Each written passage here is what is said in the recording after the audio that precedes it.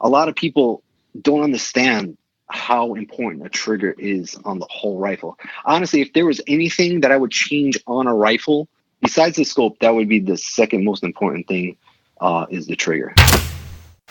Big Buck Registry's Deer Hunting Podcast, episode number 276. Anthony Stallone, hunter-shooter, the long-range rifle shot. Support for the Big Buck Registry and the Deer Hunt Podcast comes from Rackology. Everything you need in one bag. Now available at Rural King and Orslyn Farm and Home storefronts. Or online at www.rackology.org. -33 merino wool layering system. Timeless natural insulation, keeping you warm on the coldest days while staying breathable and wicking away moisture on the wet ones without the old school itch of regular wool.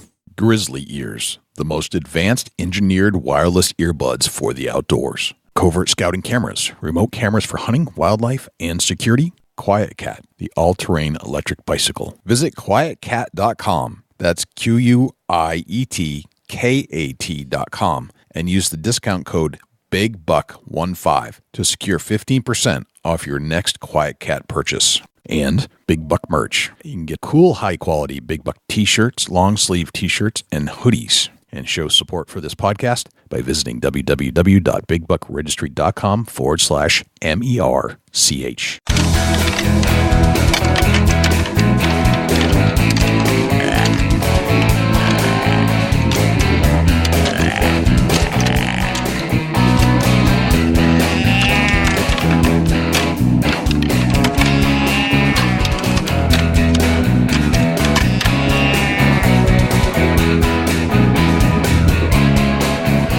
Big Buck Registry is a virtual museum of hunting stories. We preserve a piece of Americana by interviewing and recording hunters about their hunts and experiences from across the country.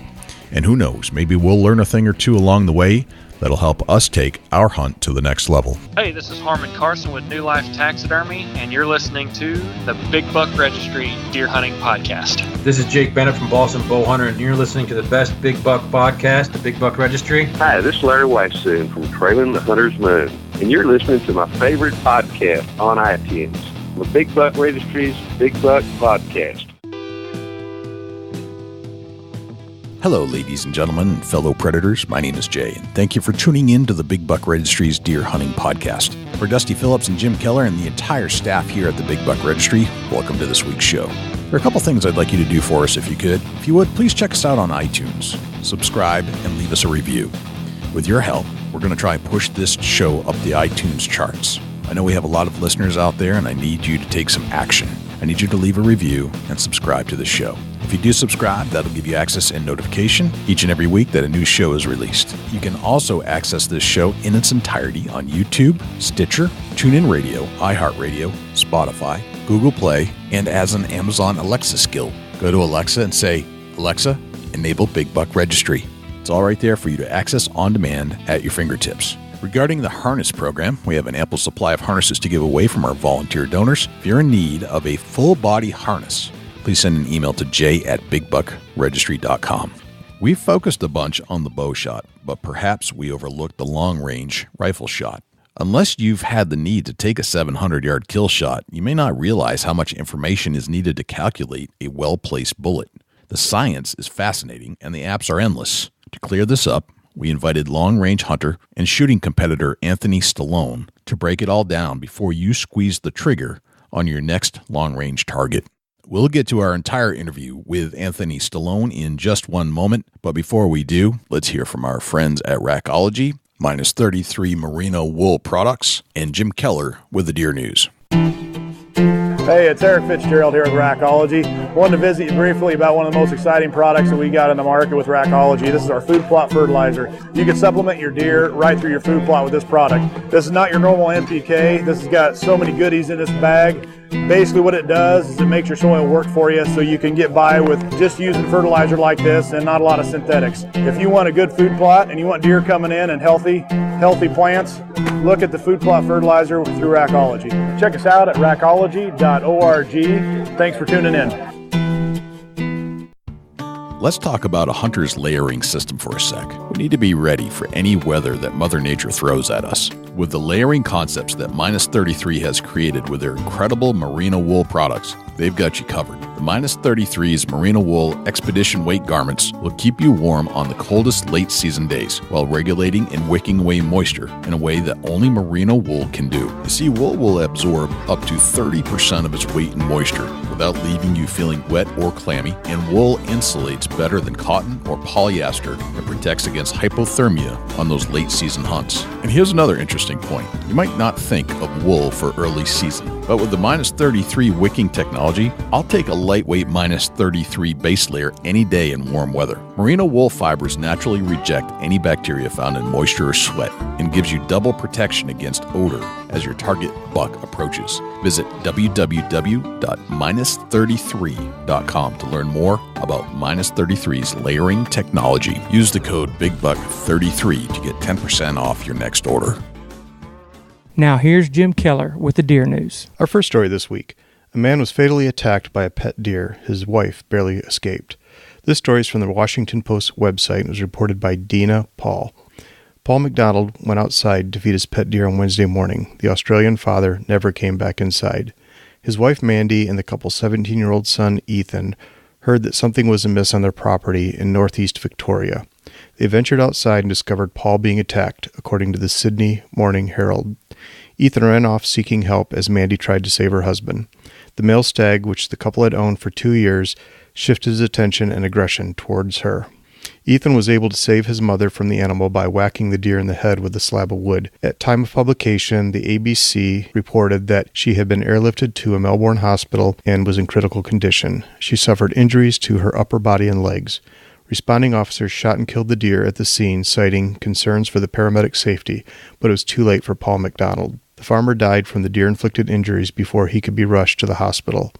Deer experts have had mixed reactions. The ABC quoted Steve Garlick, chairman of the Deer Management Committee at the Australian Deer Association, as saying, "Deer are much less likely to attack anyone than they are to run away from them." But others familiar with the stag species are less surprised to hear of Wednesday's attack. The fall's months are deer mating season, Barry Howlett of the Australian Deer Association told the Morning Herald. With higher testosterone levels, they can be more aggressive. It's not an everyday occurrence, but it's not unheard of for deer to kill people in that situation, he said. Golfer attacked by bobcat in Connecticut. This story is from the Fox News website and was reported by Elizabeth Zwers. A golfer in Connecticut was taken to the hospital on Thursday after enduring a bobcat attack on the course, officials said. The episode happened around 8:30 a.m. at the Mohegan Sun Golf Course in Baltic, Connecticut, the state's Department of Energy and Environmental Protection said in a news release. Another member of the golfer's team was able to drive the bobcat off. The injured individual, whose condition is unknown, was taken for medical treatment after sustaining lacerations. Following the incident, DEEP, Environmental Conservation Police, managed to locate the bobcat and humanely euthanize it, according to officials. The animal was taken to the Yukon Medical Lab for testing, they added. The animal is also being eyed in an attack on a horse earlier in the morning. The horse is under the care of a veterinarian after it was cut on its neck and eye. Deep believes this bobcat is the one involved in both attacks this morning, the news release said. The department went on to describe the shy, secretive nature of bobcats, adding that attacks on humans are extremely rare. Proposal would prohibit shooting bucks in Buffalo County, Wisconsin, one of America's top deer hunting destinations. This story is from the Milwaukee Journal-Sentinel website and was reported by Paul A. Smith. The Buffalo County Deer Advisory Council has recommended an antlerless-only hunting season for 2019. The measure would prohibit shooting of bucks and is intended to reduce the white-tailed deer population. Highly controversial in the hunting community at large, perhaps nowhere would such a proposal arouse more emotion than in Buffalo County, regarded by many as the #1 trophy buck destination in America. The council's 4-1 vote in favor of an antlerless-only season was made Tuesday at a public meeting in Alma. In addition to raising the ire of hunters and outfitters, it is also likely to focus attention on the failure of current hunting regulations to control burgeoning deer herds despite the best intentions of local residents. The council has a goal of decreasing the county's deer herd, but last year, even when 3 antlerless tags were issued for each hunting license, the deer population increased 12%, according to the Department of Natural Resources. Considered the most severe option in the Wisconsin deer regulation toolbox, the antlerless-only regulation is opposed by many hunters who prefer to target, or at least have the option to shoot, bucks. That concludes this week's edition of the Big Buck Registry's Deer News. Special thanks to Daniel Applebaum and John Geis for leads on stories this week. For links to the stories featured this week, please check our show notes at www.bigbuckregistry.com. If you have any ideas for future topics or have any questions about any of these topics, please email me at jim@bigbuckregistry.com. For the Big Buck Registry, this is Jim Keller with the Deer News. Thanks to Jim Keller for the Deer News. Without further ado, here is Anthony Stallone. Anthony Stallone, welcome to the Big Buck Registry's Deer Hunting Podcast. How are you, my friend? Everything's great. Thank you for having me.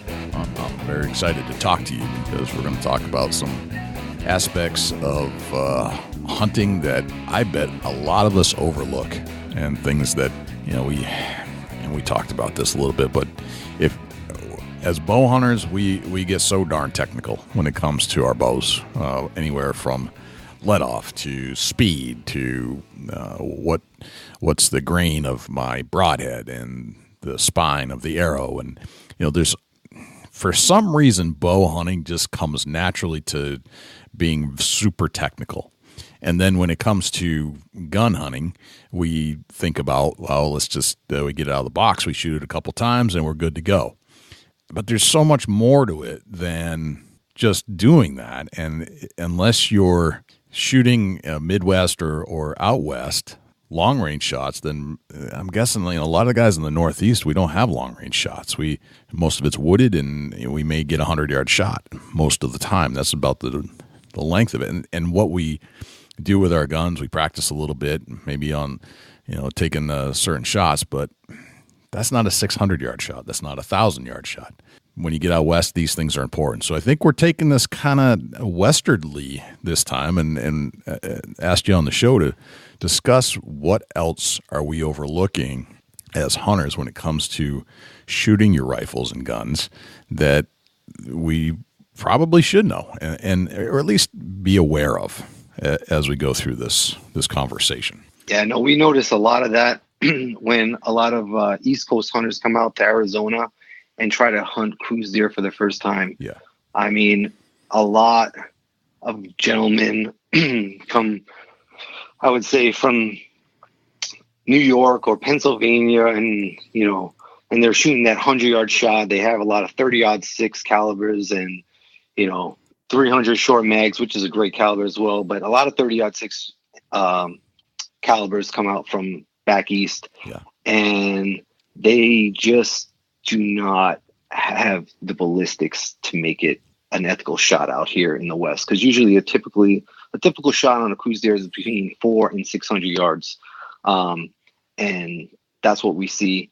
And a lot of times what they're having troubles with is their ballistics on their scope and acquiring the target. Acquiring the target, I would think, is probably one of the hardest things for them to do.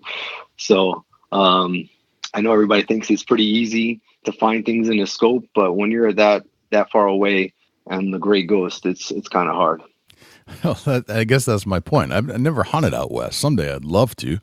But to me, if it's pretty easy to get something in the scope, but I'm not shooting those 500-yard shots. I almost took a shot in North Carolina once that was 600 yards, but I ended up opting for the animal that was 120 out, and that was an easy shot for me. But I wasn't sure if I could pull off a 600 because I hadn't practiced it, and I didn't know if I had the gun to do it. So I took the easier shot.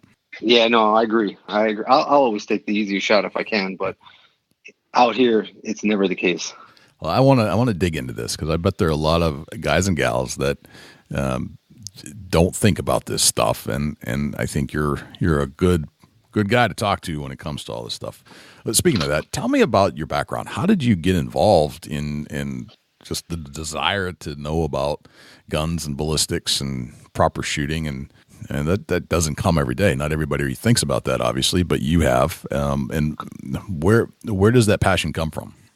Well, I would say, honestly, I would say about 20 years ago, maybe like 18 years ago, my cousin John Stallone, he went to the Gunsight Academy and he was doing a show. He had a hunting show, and I used to be his cameraman, and I used to do a lot of his hunts. Mm-hmm. And I'd be in the back of the field, filming everything. And they invited him out, and he was doing a show on how he can use a hunting rifle to hunt. I mean, to do long range shooting rather than having one of these, $5,000, hunting, rifles that they're using in the sniper field. Right. And he basically proved to them, he had a 300 rum. It's a great hunting, caliber out here out west for like elk and, big game animals.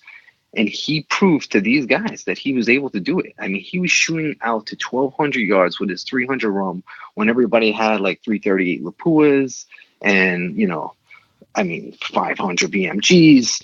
He was doing it, and he proved his point. And going there and learning all about the ballistics of the rifle, learning about different bullets, different bullet weights, that just like sparked an interest in me. And from there on, I just been hooked.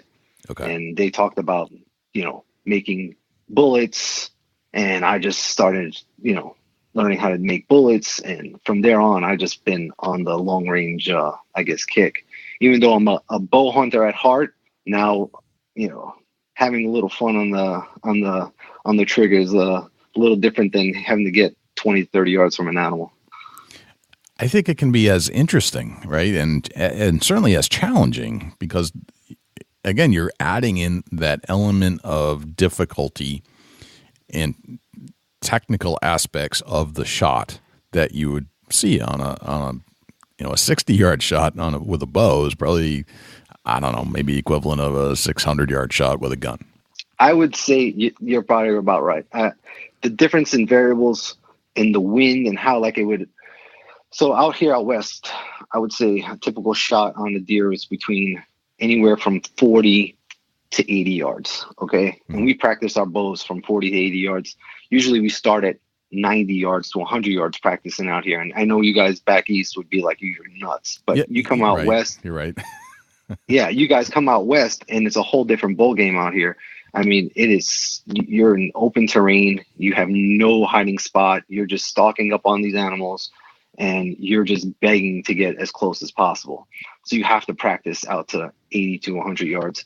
And usually I won't shoot an animal unless it's 60 or under.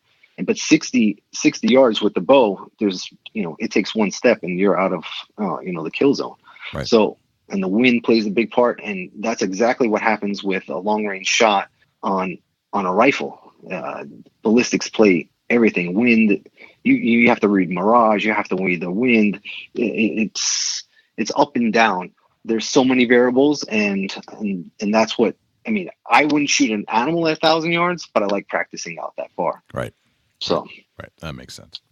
Well, let's get into some of the nitty gritty then about if I am a hunter that is preparing for an out west hunt, and that long range shooting is going to come into play, and that you want to be accurate and lethal and ethical, where does one start?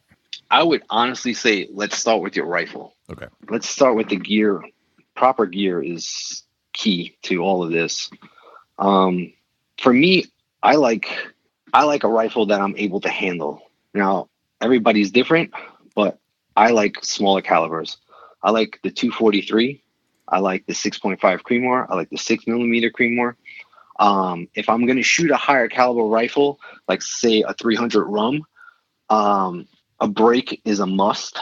I know a lot of people don't like to use brakes because of the sound. However, I'd rather not flinch than put earplugs in my ears before I'm going to shoot.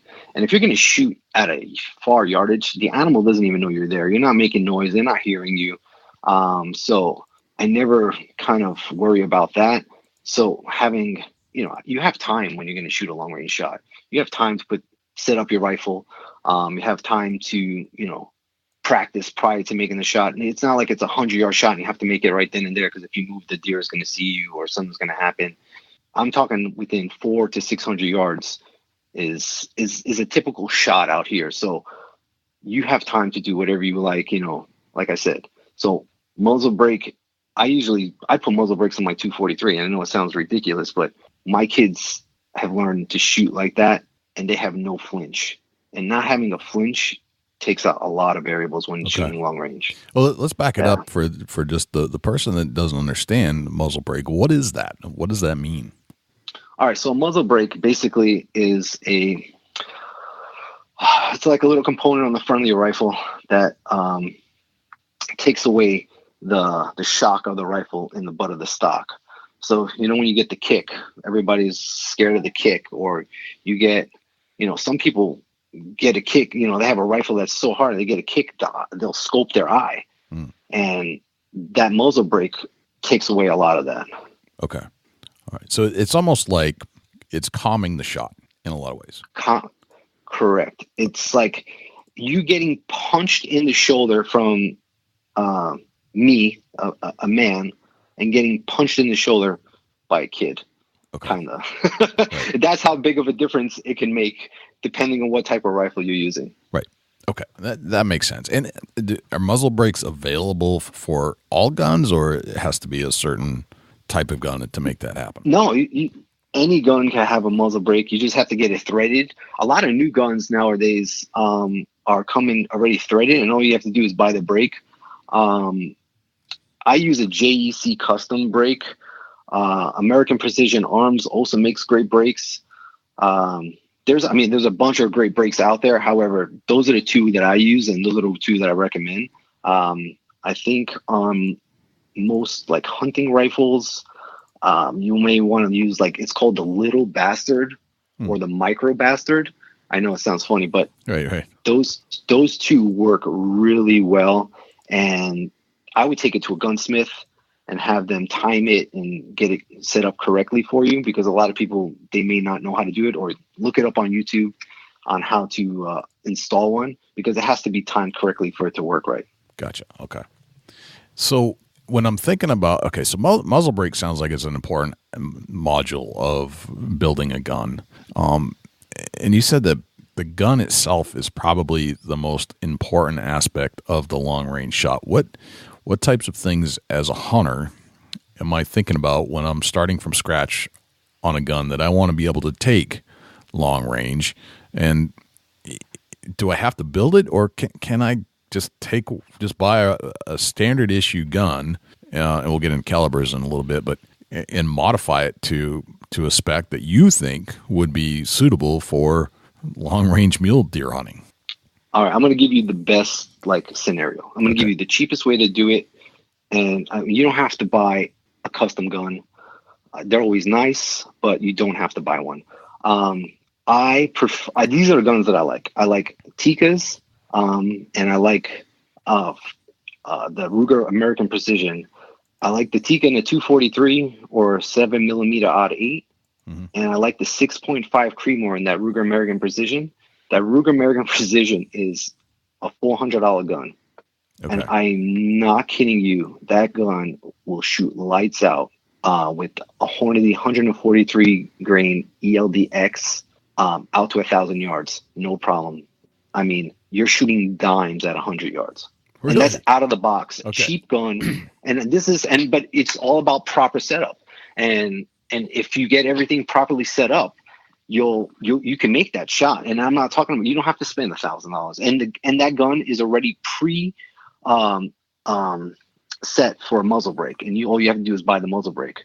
Gotcha. Okay.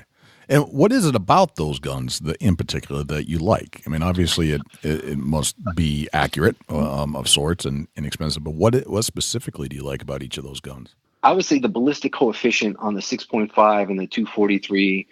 They're just great long range guns, and that's probably the easiest way to explain it. The 243 is, I know it's a very small bullet, and a lot of people don't like to use it anymore. But I have killed. In the last year, we killed 7 cruise deer with the 87 grain bullet, 87 grains, and all the shots were within 400 to 600 yards on cruise deer. And we shot 7 out of 7, and that's only with an 87 grain bullet. And it's all shot placement. So if you can't handle a rifle and shoot it where you're supposed to, it doesn't matter where you what kind of rifle you have. You're not going to make the shot. So if you have something that you're able to handle and make the shot, 87 grains is, it's a light bullet, but it'll do the job.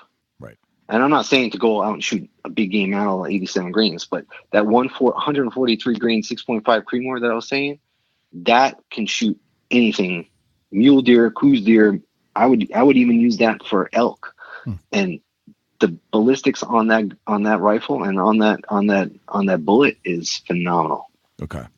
So are the days gone of the 30-06?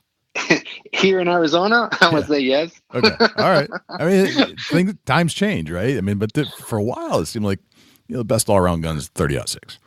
Those kind of up to 300. I would say up to 300 yards, 400 yards. That 30-06 is a beast. Okay. But I wouldn't use it. My dad had one. He shot his first elk with it, and he shot it standing at 300 yards. My dad standing 300 yards with the 30-06, and he had it all in the kill zone. And I thought it was the best gun. I mean, I was like 15 years old thinking, oh my God, the 30-06 is, what I'm going to buy when I get older.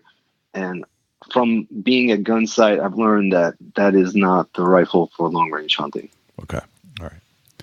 So run down just your favorites one more time. I would say, to be honest with you, if I were to pick one rifle right now to shoot most animals out here west, we got desert bighorn sheep, we have deer, we have, coos deer, mule deer. I would say elk, javelina, 6.5 Creedmoor, in my opinion, right now is the best round out. Okay. All right.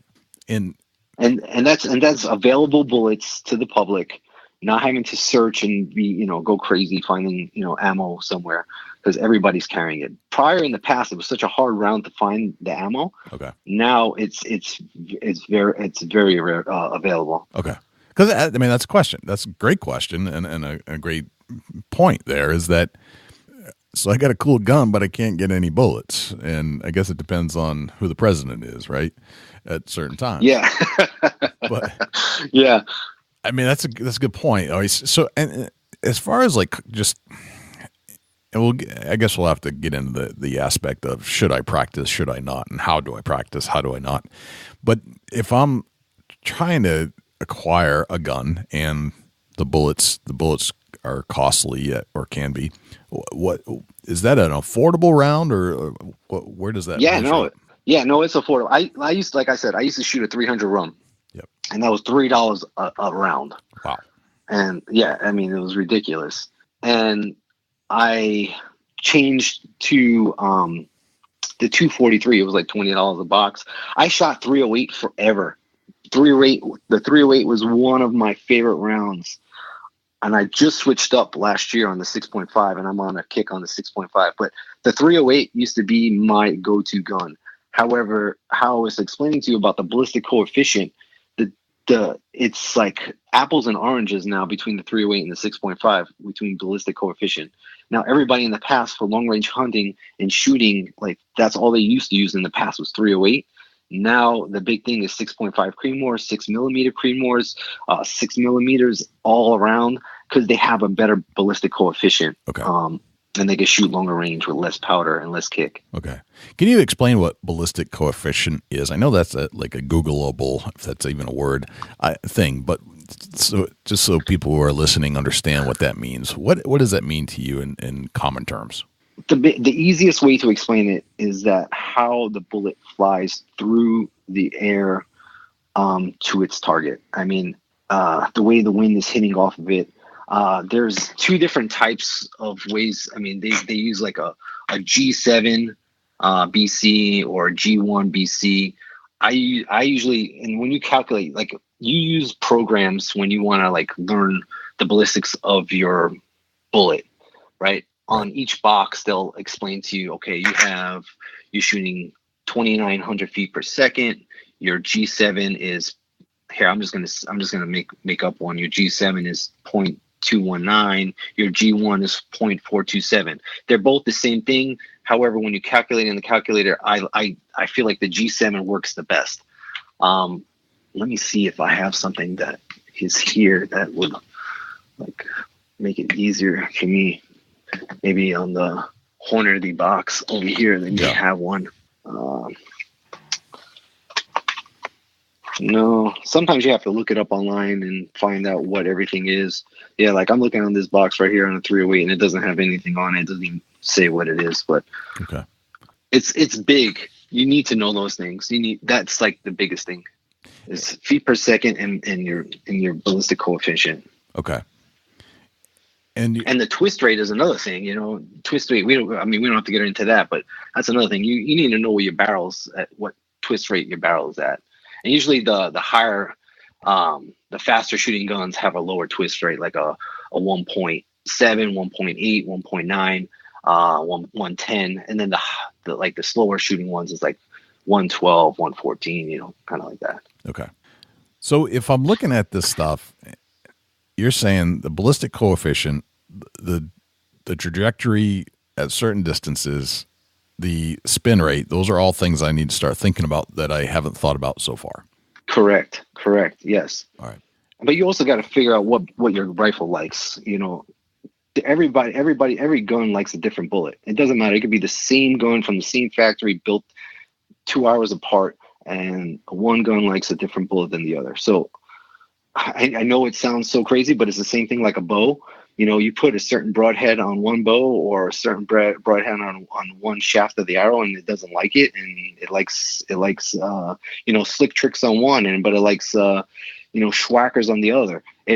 That's how I could describe it in bow terms. Okay. How do you decide what your gun likes and what it doesn't? Are you taking these things out to the range and firing different rounds through to say, hey, this one is way more accurate than this at a certain distance? Yes. Okay. Honestly, in the past, this is what I used to do. And because a lot of people aren't, you know, making their own rounds. So, you know, now that I have my whole, you know, I have my Dillon Precision set up at my house, I'm making my own rounds. So I go out and do a different bunch of, you know, tests with different powders and what have you. I mean, it's like a science. And once you figure out the best, you know, how you're going to shoot the best, you just keep it and that's what you're shooting. Yeah. Now, when you're buying factory ammo, you don't have that, you know, precise, I guess you're not making the best fit for your gun, but you're doing okay because, you know, they make their rounds so that it would fit in most guns and shoot well out of most guns. Okay. Does that make sense? It does. But I would honestly, if I were to be somebody, I would buy minimum 4 boxes. Think about what they're going to be shooting, and I would not buy like the cheapy bullets that they're not going to shoot, you know, an animal with. I would always shoot the rifle what you're going to be hunting with. Just like you would practice with the bow, I would do the same thing with your rifle. So yeah, it kind of sucks sometimes if you're going to practice with $40 box bullets rather than the 20. But if you're going on a hunt, you want to practice with those and make sure you know your ballistics on that prior. Okay. So let's just paint this picture for the guy that, okay, I've got this gun, and in this case was a 6.65 or something that was your favorite. We'll say 6.5 Creedmoor. We'll stick with that. Okay. I just bought my 6.5 Creedmoor. You're saying that I should go into a store that sells bullets. What am I looking for in the box of bullets that's on the shelf? And I want to get this into like, this is how I see most guys doing it, or gals. We get the gun, we go to the store, we buy the bullets. What is it? And then we just, you know, buy something off the shelf. And some guys are more technical than others, but generally speaking, they're not putting a lot of thought or desire into this other than asking the clerk. But if you could have this knowledge simply by listening to this podcast, what things am I looking for in boxes, and what should I be testing out here? All right. So in all honesty, if I were to go and buy a 6.5 Creedmoor, right? Yep. I would look at that Hornady Precision Hunter ammo. Okay. I think they do a great job. I honestly think they fire well out of most rifles. But in the past, I like Black Hills Gold ammunition. You're going to pay for what you get for. Okay. So sometimes, you know, there's so many different types of bullets, just like there's so many different types of broadheads out there. Yep. So you got your Accubons, you got your ELDXs, you got your Sierra Match Kings. I mean, there's so many it's types. Endless. So it's like how do you even start? There's like 8 million choices. So in my opinion, what I would do is, honestly, if you're going to pick that Ruger American Precision that I was telling you about, okay? Yep, sure. And honestly, I think for a gun for that cheap and I'm not lying. When I say I bought one for my dad. A buddy of mine that is like a professional like shooter. He's got 6 of them. He's got them in. He's got everyone in every caliber. They just shoot very well, and if you break them or like tear them apart, they're not that expensive that you can't replace it. You know what I mean? And you could take it in the woods. You could, scratch it on stuff. So we'll just stick with that. We'll just say like, hey, we got American Precision arms. A Ruger American Precision or a Tikka. The Tikka is actually my favorite because it's got the best trigger.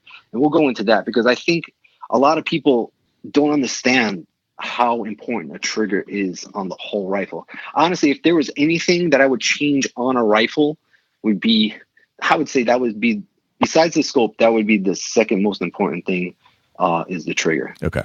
So. Gotcha. So walk into a store, how do I pick out the bullet? I mean, So how are we going to pick out the bullet? So honestly, I would say I would look at ballistic coefficient being number 1, to see how well it's going to be shooting. And then I would say, all right, what type of animal are we going for? Are we going for, honestly, I would just stick with the 143 grain. You could shoot that on anything, even though, it could be bigger for certain animals, like a javelina or what have you. Mm-hmm. But I don't think it's going to ruin the meat that bad. And at least you're sticking with one bullet for everything. So let's just say on a 6.5 Creedmoor, let's just stick with the Hornady, 143 grain ELDXs. Now those ELDXs, they blow up inside. They're like a shocking bullet. Okay. So they don't like really pass through. They like expand, make all the absorbs expand inside the cavity. Okay.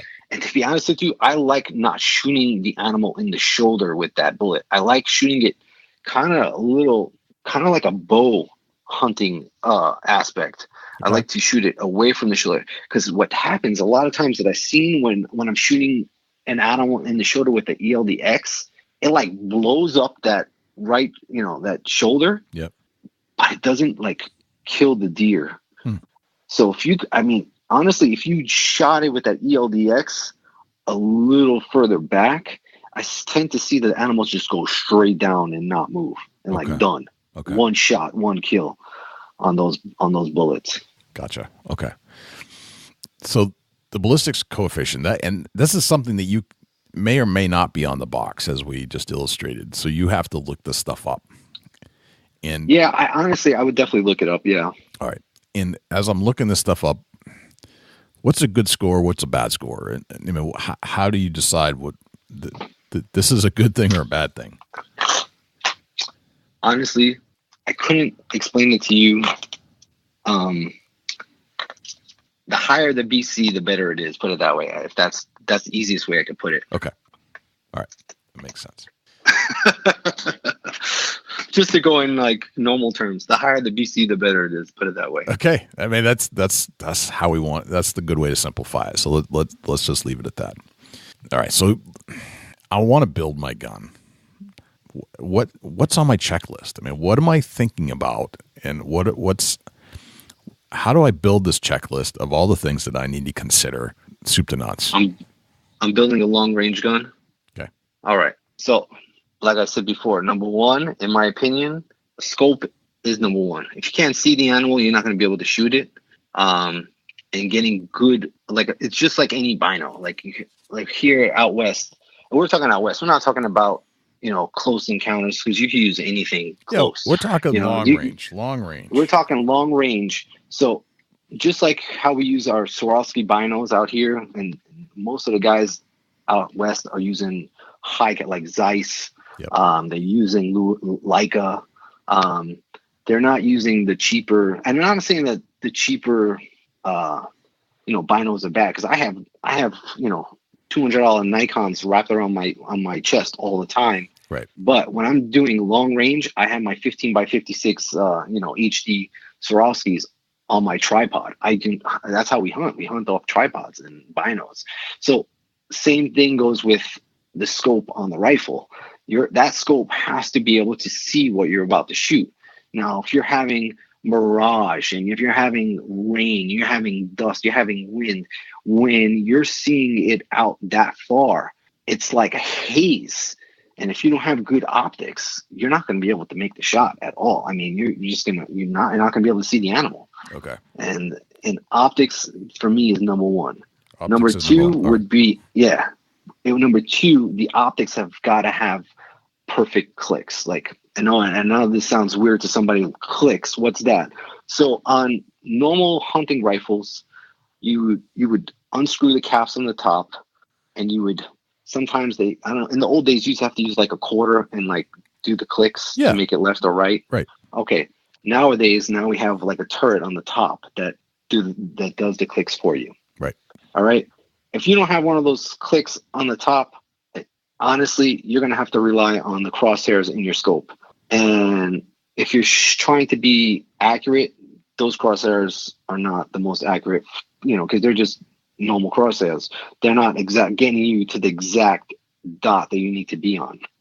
So having a scope that has good clicks, that's going to, follow. When we talk about following, is that when you do, so we're going to say MOA. We're not going to talk mils. We'll do MOA, and that's minute of angle. So one click, every 4 clicks is 1 inch. All right. So every quarter click is a quarter of an inch. So if it's not moving a quarter of an inch every time you click it, that's not a good, I would say, turret. You want one that when you click it a quarter inch, it's going to go a quarter inch. Does that make sense? It does. Okay. And I mean, you play with different scopes, and even the old school ones, you can tell if it's a good scope or not a good scope based on the feel of the click. I think, for some reason that goes hand in hand. Oh yeah. Oh, completely. And like I said, there's manufacturers. I mean, everybody, you can see the different calibers of scopes. You see a $300 scope, $400 scope, $500 scope, $600 scope. It's not because the company wants to make more money, just because they're just putting a different name on the scope. There's reasons for that scope to be that much money. And if we're talking long range, in all honesty, $1,000 scope is a decent scope. Okay. And we're not talking about a great scope. We're talking a decent scope in long range. Okay. That's how crazy this. I mean, it's expensive sport going long range, but it is. And I'm saying, it's not like you can't get it done with $1,000 scope, but when you get into those $1,500 to $2,000 scopes, you notice a big difference. Huge difference. It's night and day.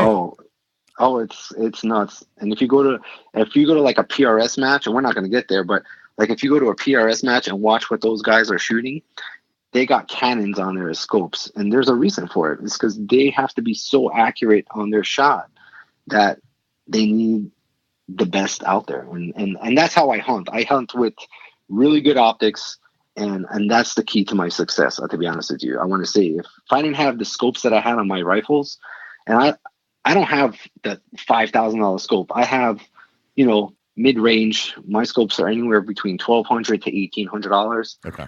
I like Valdata. I know a lot of people don't know this company called Valdata, but I like the dot system when I hunt and when I shoot. There's like it's called a mill dot. So there's no crosshairs in my scope. There's just a dot. So what happens is the dot for me makes me not have that crosshair wobble. And I don't get, when you zoom in the scope, you don't get that, I guess, that fear of having to pull the trigger because, it's on target kind of thing. And it's helped out a bunch of people that had like a target panic. Having the dot helps out. Okay. Very interesting.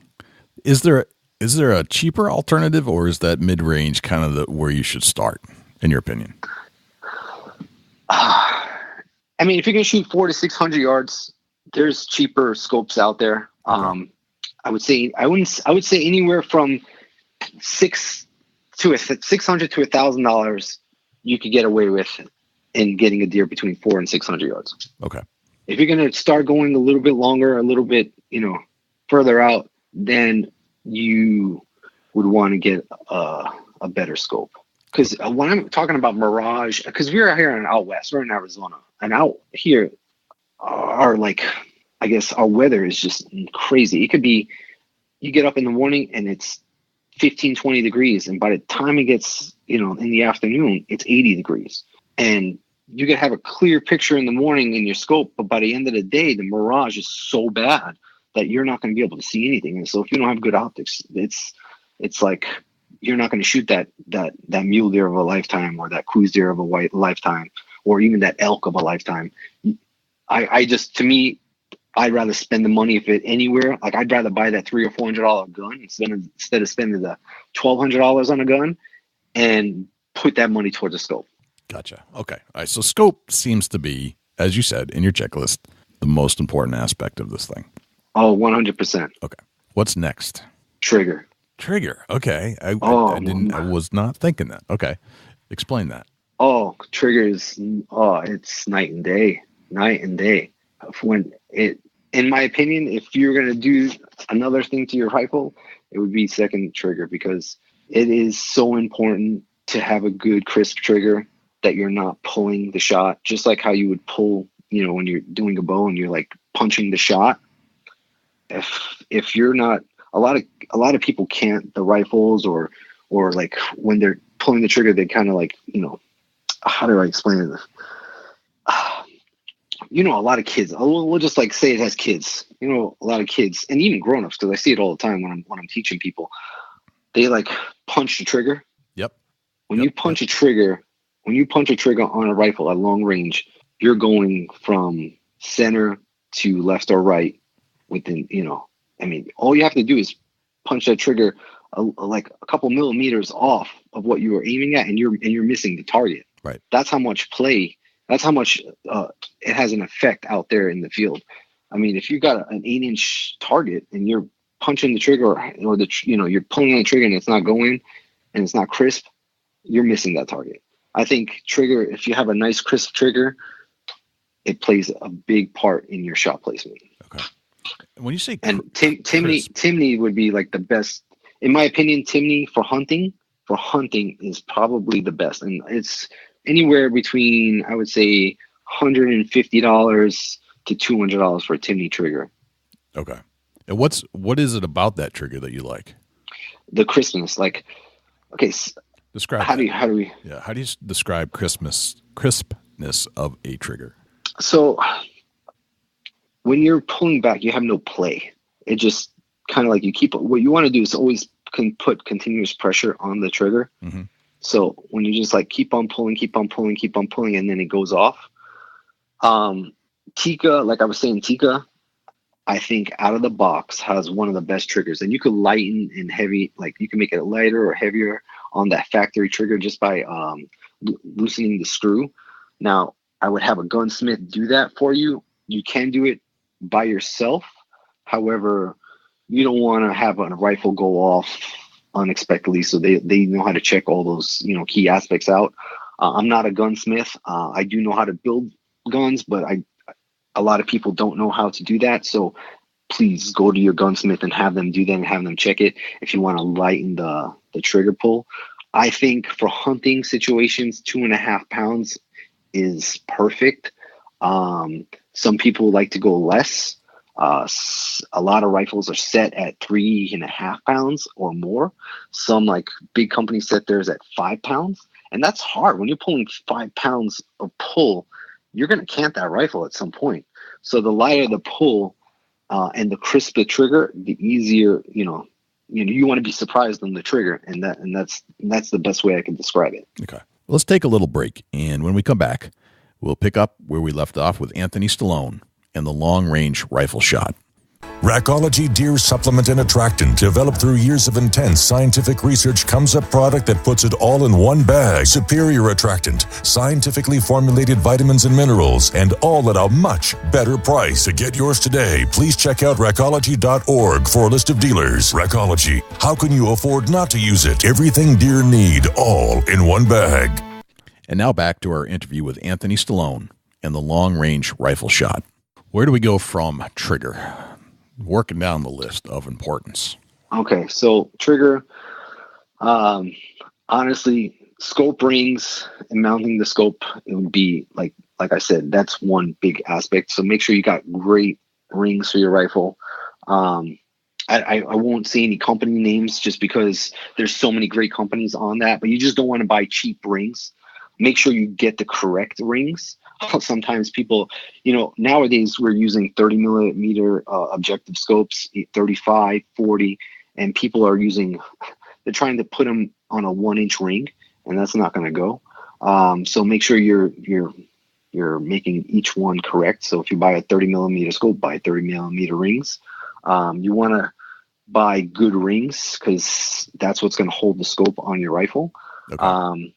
Also, using a good Picatinny rail is, in my opinion, another key aspect of long range shooting. I like to use a 20 MOA Picatinny rail. And you guys should, if this podcast I'm going too fast on certain things, you could go and look online kind of what a 20 MOA Picatinny rail is. Right. It kind of gives you an extra 20 MOA on your scope. And when you're in the long range field, 20 MOA is a lot. What does that mean? What does that stand for? So you're getting an extra, basically 20 MOA. So each click, I told you, is a quarter, and you get one click is 1 MOA. That rail lifts up your scope to have an extra 20 MOA left in your wheelhouse in your scope. Just like how you would have like an adjustment on your, say you have on your bow, you have an adjustment like mine is like the Hogfather, and I could adjust. I have a 5-pin sight, but then my last pin's at 60, but I could, if I wanted to, I just take off the dial and I twist the dial and go 70, 80, 90, 100. That's the same thing on those clicks. Gotcha. Okay. All right, that makes sense. All right, so scope, trigger, rings. What's after that? Then you have to measure I know this is like such a calculation that a lot of people don't really think about, but proper setup is now you have to like measure your scope to your sight. So you want to measure your scope from your barrel to the middle of your sight. So kind of, how do I explain this? So you want to like measure the center of the barrel to the center of your rifle so that you know the height. So if I were people, the product that I use an iSnipe calculator on my phone. You just download it from iTunes or what have you. Yep. You want a ballistic calculator. You can't do this in your brain. I'm telling you, unless you're a mathematician, I can't do it in my brain.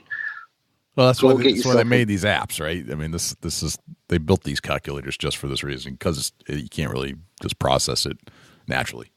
Correct. And when I went to Gunsight Academy, these things were not available. So we had to do it. These are the things that they were teaching us how to do. Right. And so I had to learn all the math and how to understand these ballistic calculations. Now it's like God sent, it's like a godsend. Just plug it in this app and boom, you press the button and it does it all for you. And when you plug in all those things here, I'm going to go through I'll go through the iSnipe thing, and these are the calculations that you would kind of want. This is what you would like fit in. Can I say all this stuff, or is it too long? Oh, no, absolutely. That's the beauty of the podcast, right? We can just go as long or as short as we need to.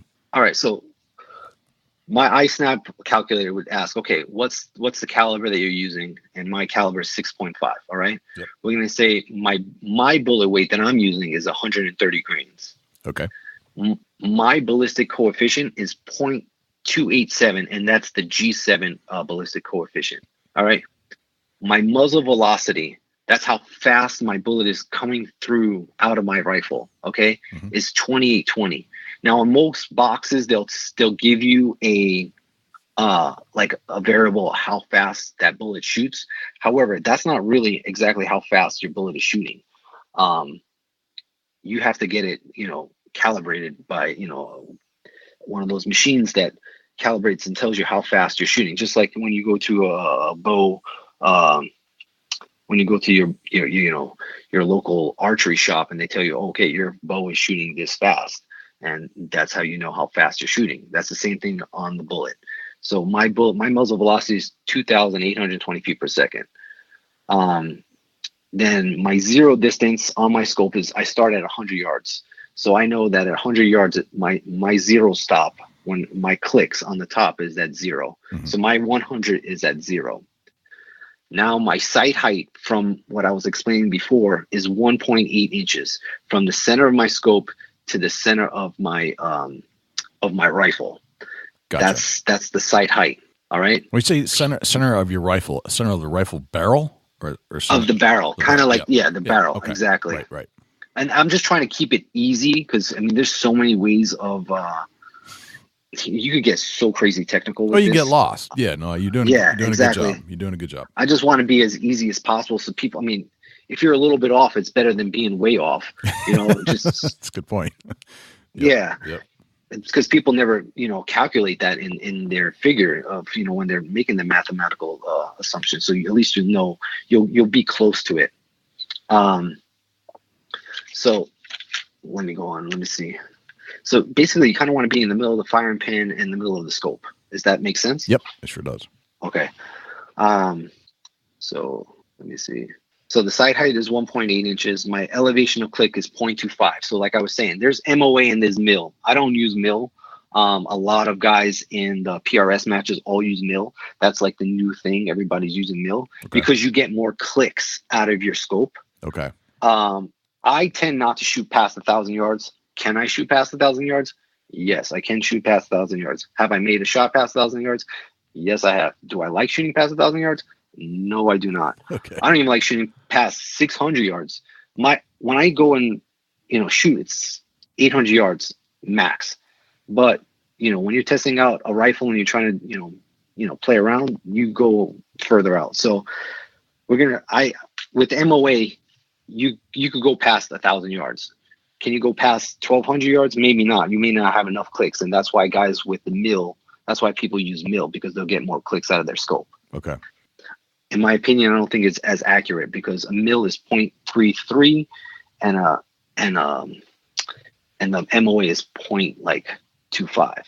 Does that make sense? It does. It's like 0.26 for one MOA and I think it's 0.36 for a mil. And there's like 1/10 of a mil per mil, and there's only 4 MOA per 1 MOA. You know what I mean? Yep, that makes sense. Or 0.5, however you want to say it. So then you want to do wind velocity. On this app, it tells you what the wind, you could press a button and it'll tell you what the variable is of that day.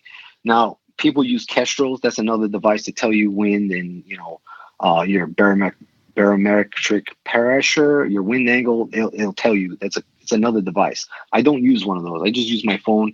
And like I said, I'm not super technical unless I'm going to go into a match, and then it's a different story. Okay. Then you want to use your altitude. Altitude it plays a big variable in the shot as well. It's going to take. You want to know how, say you're going to go hunting in an area that's 5,000 feet. Yep. You want to add that 5,000 feet. You don't want to be at 2,000 feet or 1,000 feet. You want to add that to the eyed snipe.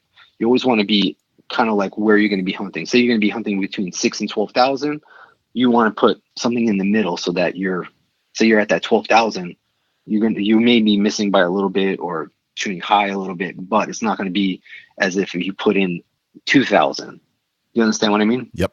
Does that make sense? It does. I mean, yeah. Okay. I mean, altitude means something for sure. Yeah. How bullet would carry. Correct. And then the temperature and pressure and humidity. Those are the ones. But like I said, on this app, you press a button and it gives it to you where in the location you're at. So it's like I would preset all these prior. You could change it if you need to. Say you're going into the mountains and you're not going to have service on your phone. I would look at the news and say, okay, what's happening today, and find out all these variables. And then when you get there, you could just plug these things in. I mean, it takes seconds. And now you're going to have everything that you need for a perfect shot, and you press compute, and then boom, it comes right up. Now, if I needed a shot at 500 yards, my MOA is 8.26. Now, that's 8.26 MOA, right? Not mil. So 8.26 MOA. Now remember, if your turrets should be like quarter MOA each one, and after each one it should have like a 1 or a 2. So every 4 should have like a 1 or a 2. So you would have to go to the number 8, and then what I said, 8.98 at 500 yards. So I would go to 9, to the number 9. Does that make sense? Yep. Okay. And that's how I would, calculate a long range shot right there. Okay. So does this change as you're in the field? I mean, there's one thing to be at a match. It's one thing to, be able to do all this stuff. But are you doing this math as you're roaming through the mountains? No. See, what I do is this. I look, normally where I'm hunting is 5,000 feet to 7,000. Okay. So I do everything prior, because I know kind of, I usually put like 60 degrees, depending if it's going to be really hot. I mean, temperature really doesn't play that big of a difference until you're getting like in the way out, like say you're shooting past 1,000. That's when they get like, it makes a big difference. So I make my calculator sheet prior to going, and I strap, like I tape it to my gun. So I don't even take out my calculator from my phone anymore. I already pre-do this. So I kind of know that, all right, the weather's going to be from anywhere from 40 to 80. So I'll put, when I do the calculations, I'll put 60. And now wind is a whole different story. You're going to have to play the wind as it goes. Yep. So, but I'm talking about altitude and all that on those variations. I plug that all in, and then I print it up on my computer. I take, regular clear tape, kind of to make it waterproof, the ones that you use on the boxes. Uh-huh. And I tape that, and then I tape it on my gun.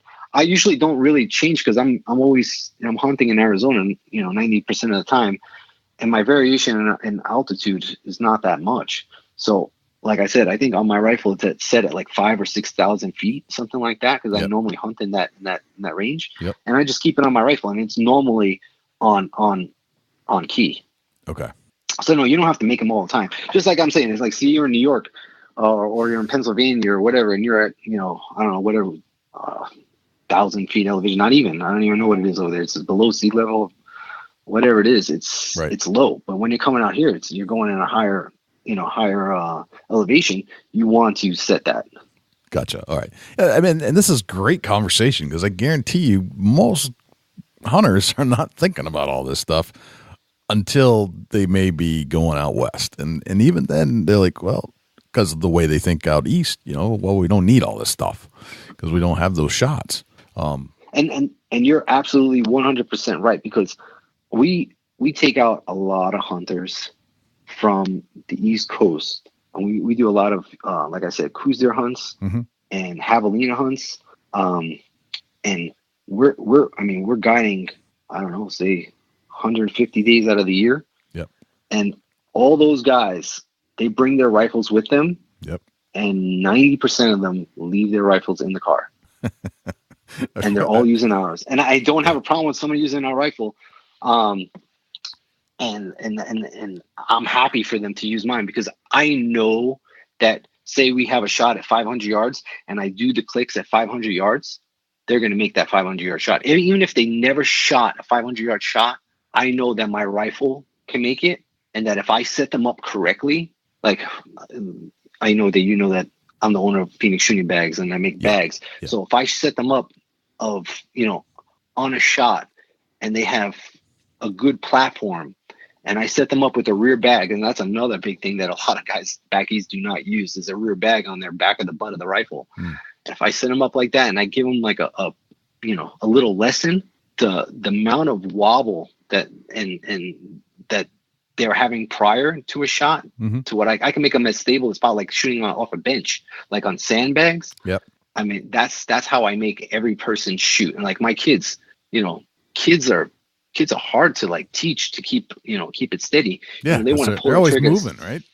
Yeah, and they're trying to keep that, they pull it. What I was talking about trigger control before is that, especially when they have like a scope and it's wobbling up and down, they're gonna like press that trigger as quick as possible when it's on target. And if they have a stable platform, they're not going to do that. And that's what we kind of like teach. So I'd rather, if somebody's coming out, from east here, I'd rather them use my rifle, because I know it's going to make the shot. That makes total sense to me. Like, I've heard this story over and over too. Like, it's just an endless situation. They bring their rifle, they end up not using it because the guide's rifle is so much more in tune with the atmosphere and the terrain. Oh, it's it's like night and day. It's night and day. But if somebody wants to build one for themselves, and this is why we're having this conversation, is because we want somebody to be able to build one if they want one. Right. But if they want to come hunting with us, we're glad to give you ours. Right. But this is the stuff that goes into it. Like, these are the things you guys are thinking about, because you need this to make those shots that are so far away, and not just a competition. These are, real life hunting scenarios. Oh yeah. Like it's every day for us. This is what we deal with. I mean, we don't deal. I've to be honest with you, I can't remember the last time we took a 100-yard shot. I just really can't. I mean, yes, it happens once in a while, especially with javelina. We could get them pretty close because they have bad eyesight, great smell, but bad eyesight, so we can get them in close. Right. But when it comes to coos deer, they are the hardest animal, in my opinion, to harvest. They're just the smartest animal out there. And if you get within 300 yards of that animal, they're taken off. Yep. They have such a sixth sense. They are fighting every type of predator out there, and you're just not as sneaky as the other predators. You know what I mean? Right. That makes sense. What else should we be thinking about besides the scope, the rings, the barrel, the ballistics? Is there anything else that we should touch base on? I would say, honestly, like I said, learning your rifle and what it likes. I want to say, like, getting out there and shoot and testing and doing all the tests yourself. Like, you can't just go by the ballistic calculator and say, oh yeah, okay, my ballistic calculator said, at 300 yards, I need to go 2.5 clicks. It's not always the case. You kind of want to go out there and test it out. I mean, there's been many cases that 2.9 clicks that my calculator says, and I need a 3.2. And 3.2 and 2.9, you're missing that shot at a long range. Does that make sense? It does. So if right. So there's all the math, and then there's the actual practical aspect where you can't just do it in the classroom. You got to actually go try it out, see if it works. Oh yeah, and that's and to be honest with you, that's the key to success for any hunter, is going out there to practice. I mean, you can be somebody that's a great hunter but not a great shot. Does that make sense? Like, totally. If I know guys like my dad is a phenomenal hunter. He could see things like no other, and he's a great shot at anywhere from 100 to 200 yards. But past that, that's his, like, he's not able to shoot past that. So what I've been working with him is getting prone to make those long shots. And like I just said, I just built him a rifle on that 6.5 Creedmoor. Yeah. And now he's shooting out the 4.500. And it's been so hard for him to get a coos deer because we're so far away that he can't get the shot. So him practicing now, he's been able to make that shot now. Now that we go hunting, hopefully he'll be able to, kill a coos deer. But the coos deer has been his nemesis since we moved out here. Gotcha. That makes sense. Kind of brings it all together. Oh yeah. Yep. Oh yeah. When you talk about practice, are there things that you should and should not do while practicing, whether it's the mechanics of the shot or how you're actually sitting or what are the things that you should replicate mechanically with your body, with the gun, over and over to make sure that you can replicate a long shot? My thing is my bags. Okay. And it's what I do. This is the reason why I built this company. Mm-hmm. And I honestly believe that if somebody learns how to shoot off of bags, it will make them that much better of a shooter. Okay. A lot of people shoot off bipods. Okay. And I have nothing against bipods. All right. And I think they're a great tool in your repertoire, I guess. Yep. But they do not shoot off of every terrain the same way. So a lot of people on their bipod and they're shooting off of the table and they're getting great results on their paper. Then they bring it down onto the ground. They're shooting off of like a granite material or rocky terrain, mm-hmm. and they're shooting and their groups go to crap. And they're like, what the hell's going on? A lot of people don't know how to load a bipod. And that's a whole nother conversation right there. But loading the bipod is a key thing of getting the bipod to shoot correctly. And a lot of people don't load the bipod correctly, so that their shots are jumping off the ground and they're getting a bad result on the target. Now, how I like to do it, I like to teach people how to shoot off the bags, because you're getting the same result from the shot as you would when you're sighting in your rifle. So say you're on a hunt and you're shooting off the bags, you're going to be shooting off the bags and not the rocky terrain with your bipod. So you're getting the same muzzle, kickback, I would say, to that's not going to like deviate. So when people shoot off the bags, it comes back the same way every time. And that's the best way I could describe it. It's like it's sliding off the rifle the same way. So your group is gonna your shot's gonna act the same way as you shot on in the not in the field, but like say you're target shooting. Okay. So when you're talking about the bags, are you taking those bags with you into the hunting scenarios, or are these just to practice with? No, they weigh nothing. I built them so that you could take them. See, back in the day, my cousin Joe and I used to go cruise deer hunting. And we used to carry 5-pound sandbags with us. Okay, he would carry one for the rear, and I would carry one for the front. Okay. And when you're hiking, 5 pounds is just extra weight. It's a lot. Is a lot. My bags weigh anywhere from 5.6 ounces to 11 ounces is my largest one. Okay. And so you could take it out in the field. Now, I usually don't take the medium bag with me, the 11-ounce one with me out in the field, just because I use my backpack as the height. And I use it's called the TBD bag. It's called the Tony Bag of Donuts. My cousin John Stallone is the reason for that.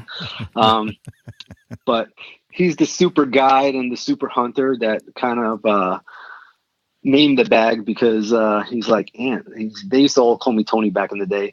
And he's like, Tony Bag of Donuts, it does everything. I mean, and this bag does everything. You can shoot it off a boulder. You can shoot it off your backpack. You can shoot it off a tree limb. You can put it on any platform, and it'll stabilize the rifle for your front. No kidding.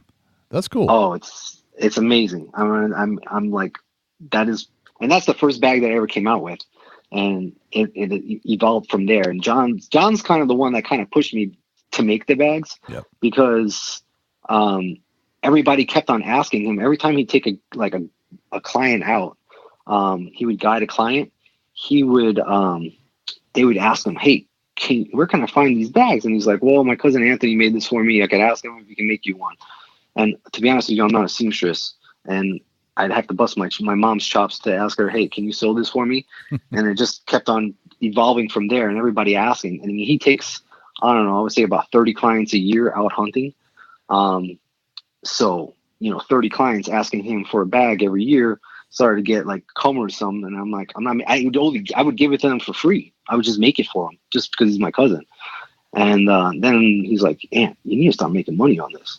So that's how the whole company became, started. Gotcha. Well, these sound like an innovative creation, really. I mean, you're fixing a problem. It was more for myself than anything. Right. Well, a lot of times they start out that way, right? And then they evolve into something you can sell to other people. Yeah, no, honestly, it has been a blessing. I've never heard so much positive response between the long range shooters now. I mean, people contact me saying, "Hey, I never would have made that shot without your bags. I never would have harvested this animal. I can't believe I'm reaching out to this many yards now. I'm constantly shooting 600 yards. My groups are phenomenal." And the bags will help you out at 100 yards. It's not like it won't. Right. But people need to learn how to use the bags to get there. A lot of people, like I was telling you before, don't, like back east, they don't use a rear bag. And if there's any bag out there to use, is a rear bag, so you don't get that crosshair wobble. If you're using a rear bag for the butt of the stock, you can micro adjust your shot by just squeezing the bag, and that's what helps the long range hunters. I mean, if you look in PRS matches, 99% of those shooters are using bags in every different platform that they're shooting off of. And why can't we take that out hunting? So that's how, that's what we're doing. We're making it feasible for us hunters to take these bags out in the field and be able to make these shots that obviously in the past we wouldn't be able to make. Right. It's a great concept because you think, you're at the range, you're always setting up on some nice bag and it steadies the shot like no other. And you lose that when you go in the field unless you use something like what you created. That's phenomenal. It's a great idea. Well, another big thing is like, I'm a big advocate with kids. Mm-hmm. I will do anything for any kid. Like if somebody's asking me to teach a child, I will go out of my way to help them. I mean, that's my passion. I love kids. My kids, I have worked with them since they're 2 years old. I mean, that if I could help out anybody, putting the bags down for a kid and getting them settled on a shot makes all the difference. It makes them want to hunt more because they're getting positive feedback back from the rifle. You know what I mean? Yep. They're not getting negative feedback. So when they're aiming at that red dot on target, they're shooting that red dot because they're stable. So those bags, they help stable, anybody. I don't care if you're 8 years old to 20 to 100 years old, they're gonna help you with the shot. So having those out in the field with the kids, like I have a couple bags that I made that are a little larger than what I sell online. Yep. They're my large bags that I take out in the field for my kids, because having them shoot off the backpack is a little hard sometimes because it'll if you don't know how to shift the rifle a little bit, it could, especially for kids, they just can't lift up the rifle. It's a little heavy for them. So having them being settled on a bigger bag helps them, be more stable. That's why I take the big bags when I go out with my kids and any kid like that I'm taking hunting. Gotcha. That's phenomenal. Absolutely great concept. I applaud you for putting all that together. It's a great idea. No, thank you. I love it. I really do. So sometimes on this show, we like to kind of explore a recent hunt or a memorable hunt that you've been on. I was wondering if you could take us on a hunt out west and kind of wrap it all together about, a gun that maybe you created and bring in all the things we discussed and illustrate it through a successful hunt. And your bags, maybe put it all together. Is there a hunt that you could bring us to and describe it in detail? I'll give you a perfect hunt, and it's my all-time right now favorite hunt of my life. Okay. And it's got to do with my kids, and it's just like when you're a dad and you see things, you picture something in your head that you practice and practice and practice, and then it all comes down and works out, and you're just like, I can't believe that just happened. This story has every aspect for it. So not last year, the year before, we both my boys drew a tag here in Arizona for Coos deer, and my younger son had shot a Coos deer the prior year with my cousin John. And my cousin John Stallone. I mean, he's absolutely, freaking. He's phenomenal. He's a great hunter. He's a great guide. I mean, I can't say anything negative about the kid, just that he eats a lot.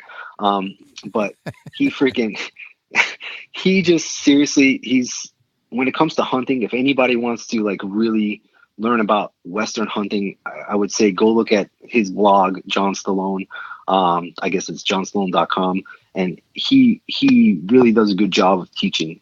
And he took my younger son, and he got him a Coos deer buck. So what was, disappointing was that my older son didn't shoot one prior to the younger son. So my older son was he felt like, oh, okay, my younger brother already shot a deer and I haven't.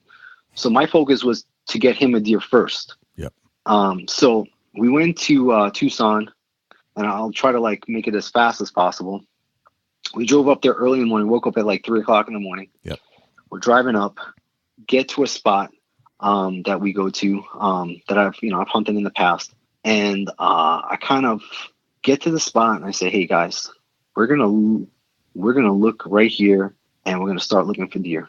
And I tell you, in Arizona, we kind of, I guess I want to say, there's a lot of public land hunting. So it's not like you have a tag and there's nobody there. When you're going hunting, there's a lot of people there.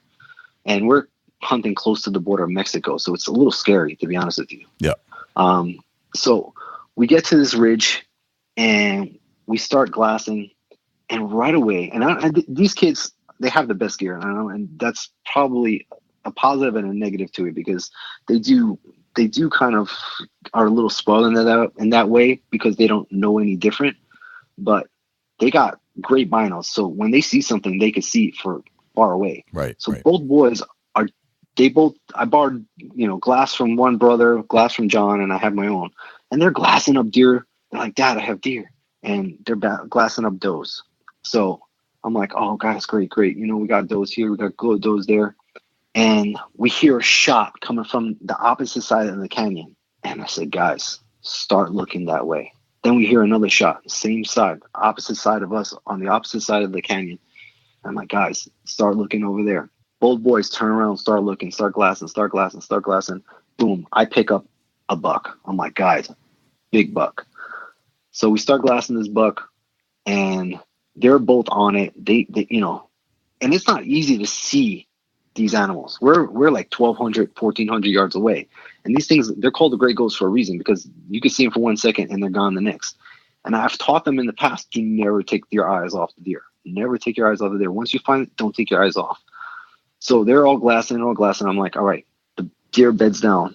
I'm like, guys, all right, listen, this is what we're going to do. I'm going to grab the rifle, grab the packs. I get radios set up between me and my younger son, because my older son is shooter number one. And I said, listen, I'm taking Sebastian. We're going to go. And I already spotted out a spot where I ranged up a spot where I was going to go to shoot, that I can make a 400-yard shot to the next canyon where the deer was. And that's a big thing, is knowing how to approach these animals so that they're not seeing you, because they can see from way far away. So I wanted to know where I was going to set up to shoot to make sure that I had a shot at this animal, because I said we're 1,400 yards away.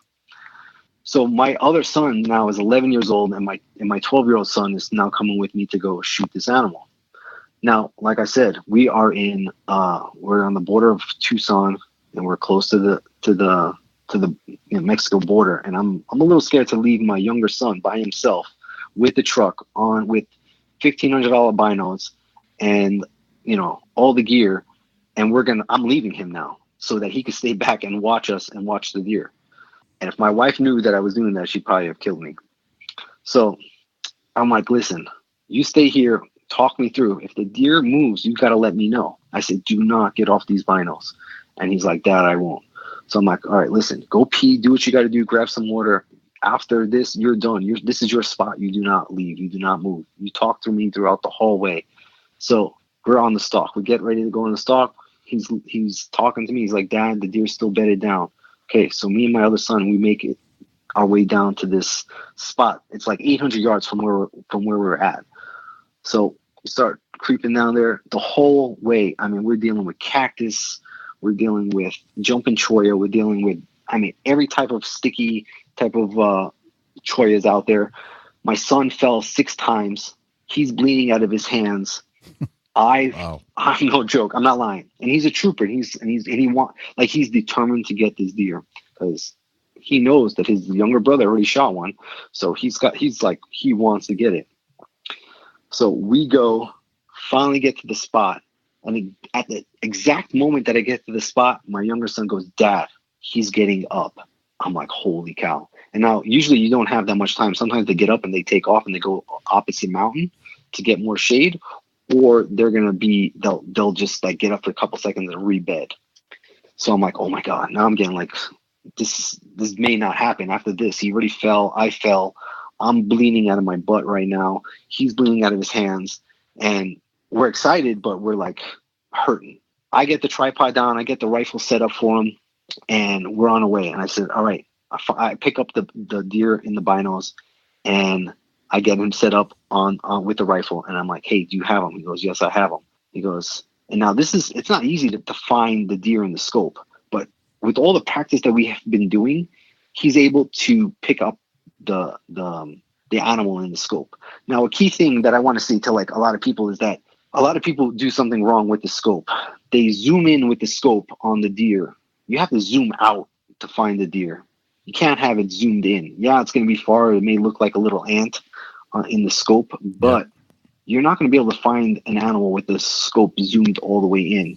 It's just the sight picture is too small. And a lot of people have, that's one thing that I teach is always keep it as far as possible and shoot it at like, my scopes start at 4 and go to 16. Actually, in their case, it was 24.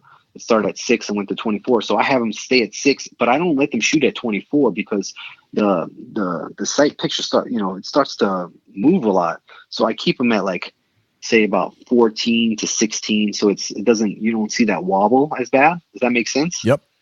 So he zooms in on the deer, and the deer is just like putting his antlers inside the cactus. It was a Ocotillo, and he starts feeding a little bit, and I'm like, are you on it? And he's like, yeah, I'm on it. I'm like, is he broadside? And I wanted to test them out on this because I always make sure that they know what they're doing prior to shooting. He's like, no, Dad, he's not broadside. It's not a good shot.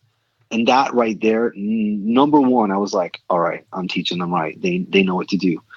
I'm like, just tell me when he gets broadside. And I could see this all happening, but I'm talking to him so that he uses his brain. He knows when to make the shot.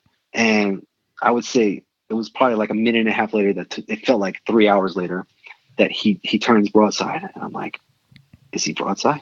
I goes, Dad, he's broadside. Can I take the shot? He asked me if I could take the shot. So I'm like, yeah, go ahead and take the shot. Now, my kids know that we don't ever walk in the field with the bullet inside there.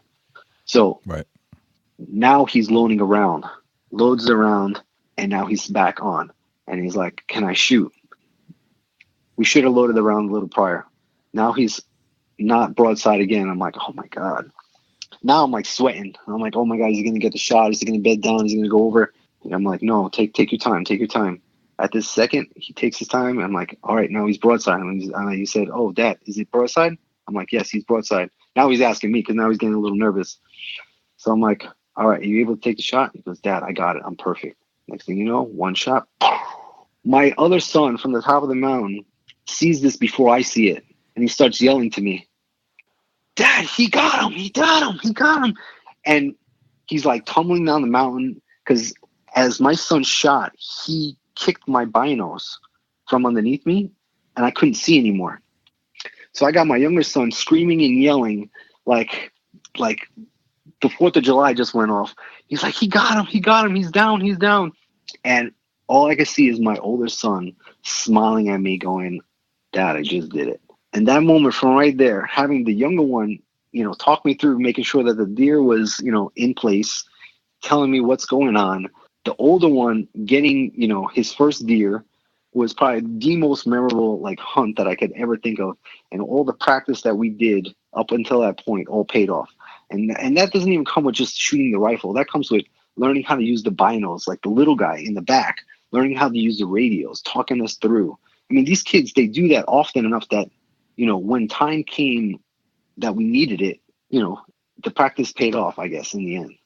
And then there was a big celebration, and then what can I say? It's like, Dad, go get it.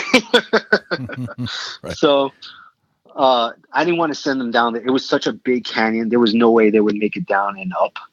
And at that point, I wasn't realizing that it was going to be so bad. And to be honest with you, there was other hunters in the area that I did not even know that came and helped me out. And they came and helped me, retrieve the animal. And, and the rest is history. I mean, it was just like one of those memorable hunts that you'll just never forget. Right. And to be honest with you, the next day, the little guy shot one too. So excellent. That's awesome. Yeah. So they both got deer on that trip.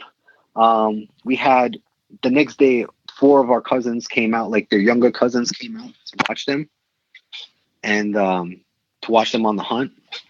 And so they got to experience that as well. So now I got another 4 hunters hooked, and they'll be coming out with us shortly soon. when they turn 10 years old. Very cool. Very nice. Great story. Great story, Anthony. I like that. Kind of wrapped it all up. Before we wrap up, I had a quick question for you, and I'm sure listeners will be wondering, what is mirage? You mentioned that word a few times. How does that play into long-range shooting, and how do you understand it? Well, mirage, the best, it's the heat coming off the ground. And then also mirage could be coming off the barrel of your rifle if you're shooting a lot. Okay.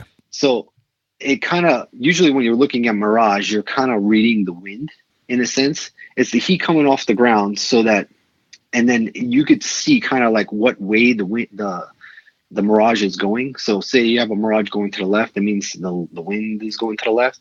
So that, explains where you need to aim with the rifle. So you need to aim like, say, a half a MOA to your right, so that when the bullet gets there, it's going to be a half a MOA.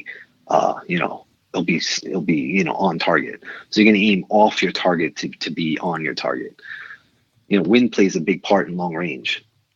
And especially on this shot was 400 yards, but it was going cross canyon, so there was a little wind. So the wind was actually going to the right. So he made like a little shot more to the right on that deer because of the wind. Especially, like I told you, my kids are shooting 87 grains. Having a lighter bullet, it's more with the wind. It plays a bigger effect. Gotcha. Not all the time, because these bullets are shooting at 3,200 feet per second, so they're going faster. So sometimes it doesn't play. Like I said, you need to know your rifle to understand the wind, and you need to shoot in the wind. Like, don't just go and shoot out on those perfect days. I go and shoot when it's raining. I go shoot when it's really windy. You want to get in those variables, because when you're hunting, that's what's going to happen. You're going to get snow. You're going to get the crazy heat. You're going to get those crazy winds. So when you practice the way you're going to hunt. So go on those crappy days, because you want to know what your rifle is doing. Gotcha. All right. Very good. Well, Anthony, I got to tell you, this has been quite educational talking to you. I've learned a ton stuff I wouldn't have thought about, just, from where I live and the style of hunting I'm doing. I don't think about these things. And I'm glad we were able to put this together for any of those guys and gals that might be thinking about doing a Western hunt and haven't done so already, especially coming from the Northeast. These are some things that you may want to consider, especially if you're building your own gun, or like most of us from the East would do, we'd just leave our gun in the truck and borrow yours. So I think it really helped to put it in perspective, and it was a pleasure talking to you, and thank you for coming on the show. If people have more questions, which I'm almost guaranteeing that we'll have more questions, and maybe have created more questions as we've answered some of the questions already, where can people find you, and where can they buy some of your shooting bags? They can reach out to me either on Instagram at Phoenix Shooting Bags, or they can email me at phoenixshootingbags@yahoo.com. The website to buy the bags is phoenixshootingbags.com. And if you have questions like what to buy and how you're going to shoot, just contact me via email or via Instagram. And I like to know how people are going to shoot and how they're going to, be using the product out in the field, so that they don't just buy something that they heard was good. I want them to, basically get the product that's right for them. Typically, if you're in hunting situations and you're going to be shooting off your backpack, I like that TBD and the small ridge runner. But if you're going to be like shooting off like a bench with the kids and what have you, I think the extra small and the medium work really well together for like, practicing out in the, on a bench or out in the field with the kids. Yeah. Because it kind of is like a perfect platform for them. But certain things don't work well together. Like if you use the medium and the small, they're kind of similar in size, so you don't get any variation in the shot. So there's no elevation or that you can do. So you kind of want like a smaller bag for the rear in that point. Gotcha. Very cool. Well, I gotta say, it's been an honor and a pleasure to have you here, Anthony, and we may have to have you back for some more technical advice, if that's cool. It was a pleasure. Like I said, I'm not I know a lot, but there's so much out there that not even I know on this topic. There's when it comes to long range shooting, there's so many variables that, I wish I knew it all, but I think what I know, I could get by on any hunting scenario and make it happen. Thanks to Anthony for joining us on the podcast. I certainly learned a lot because as an East Coast hunter, I don't get these 700-yard shots very often. Most of them are inside of 100. So I guess I needed to prepare myself to break this all down. I don't think about these things, but I always wanted to go on a trip out west to experience what it's like to glass the target from a long ways away and make a really good long shot. I think that would be really interesting. It's super technical when you break it all down, and it can be overwhelming and confusing. So thank you to Anthony for coming on the show and absolutely clearing up all that stuff. And now hopefully, and maybe we've created more questions than answers, I don't know, but hopefully that gives you some real good ammo, no pun intended, to go into the field with confidence and know that you can take a long range shot with the right equipment in building what is a good gun and where to start.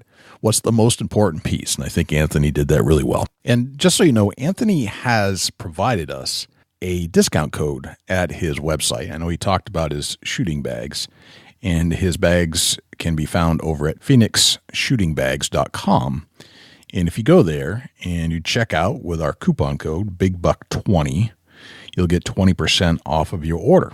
So we don't make any money off of these sales, and Phoenix Shooting Bags is not a sponsor of the show, but Anthony was very courteous for the listeners of the Big Buck Registry Deer Hunt podcast. So go check it out, phoenixshootingbags.com, BIGBUCK20, to get 20% off your order. Dusty, where can we find you when you're not hanging out here in the studios with me? Shoot me an email, dusty@bigbuckregistry.com. You can look me up on Instagram and Twitter @ChasingAntler, Facebook.com/Chubby Tines Outdoors. Jay, where can the people reach out to you when you're not on the mic? Likewise, you can shoot me an email, jay@bigbuckregistry.com, and you can visit us on Facebook, facebook.com/bigbuckregistry. We're also on Twitter, which is twitter.com/bigbuckregistry. We're also on Instagram, instagram.com/bigbuckregistry, and YouTube, which is youtube.com/bigbuckregistry. On YouTube, you can listen to all of our podcasts in their entirety. As far as videos are concerned, it's a boring video, but the audio content is there, so you can actually listen to our podcast. You can also listen to all of our live shows that we've done on Thursday nights when we do them, and we've gone back and re-interviewed a lot of our previous guests we had on the show just to put a face to a voice, let's put it that way. You can always listen to our show on other places as well, not just YouTube. We're found on Stitcher, TuneIn Radio, iHeartRadio, Spotify, Google Play, and as an Amazon Alexa skill. Go to Alexa and say, Alexa, enable Big Buck Registry. And if you would like to submit a buck to our page for consideration and be featured on our page in front of 250,000 diehard deer hunting fans, all you have to do is go to bigbuckregistry.com/mybuck, and all of the instructions will be right there. I think that's pretty much everywhere we're at. I think that's a wrap, Dusty. That's a whole lot of big buck, Jay. Sure is. I'm Jay Scott. I'm Dusty Phillips. And this is the Big Buck Registry's Deer Hunting Podcast. We'll see you next week.